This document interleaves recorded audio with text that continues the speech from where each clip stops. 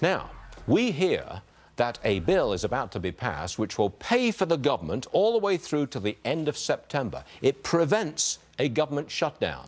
However, in this funding bill, some things are just not there. For example, like funding the border wall, like funding a deportation force, like cutting funding to Planned Parenthood, and there is no cut in funds to sanctuary cities.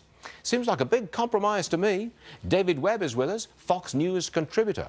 David, I say that is a compromise. I think it's a good thing to do to get it out the way so you can get on with health care and tax cuts. What say you? So I'll agree on the compromise because that's how you get it forward in D.C. But they're going to take some political hits on this because they didn't tie any strong requirements to the funding for these sanctuary cities.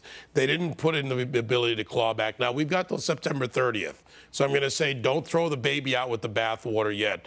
But he's going to get hit on the political promises not kept to the base, and that's going to hurt the Trump. But I think it's worthwhile on the grounds that you put it out of the way. Right. So then you can concentrate on the big stuff. And then you move forward on tax reform. I talked to Steve Mnuchin last week about this. You've got to get that in place, and you've got to tackle health care, and you've got to let Tom Price do his work at HHS. If you do those things, they'll actually affect people's daily lives.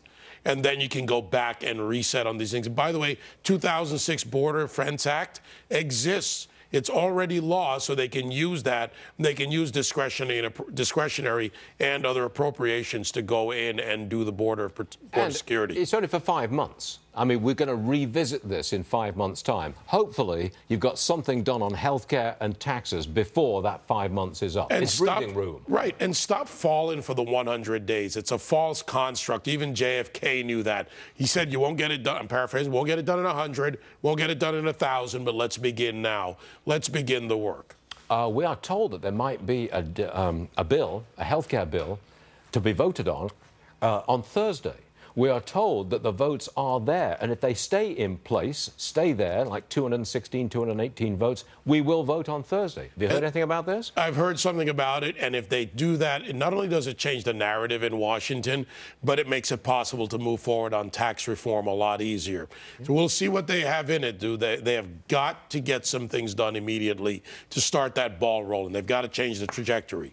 Now, am I right in saying that this is going to be one of the last occasions when you ever appear on Varney and Company between 9 through noon? Is that accurate? It's going to be a little bit tough. We are going to find a way to do it. But on Monday, May 8th, next Monday, I'll change time slots at Sirius. I'll be on from 9 to noon, where Glenn Beck used to be. He's moving over to Channel 132. So the Patriot lineup is shifting next Monday. So 9 to noon next Monday. David Webb, 9 through noon, competing directly with Stuart Varney. There is no competition with you, but you know what I can do? I can tell my listeners. There is and by the way, you'll be on in my studio anyway, because I have my big screens in there, and I have Fox and Fox Business on. So there you go. So we'll do a deal. We'll do a deal. We'll set up a camera. We'll talk. Stroke each other's ratings, right? There you go. Excellent. Webb, you're all right. Thanks very much for joining us. Thanks, guys. Thank you.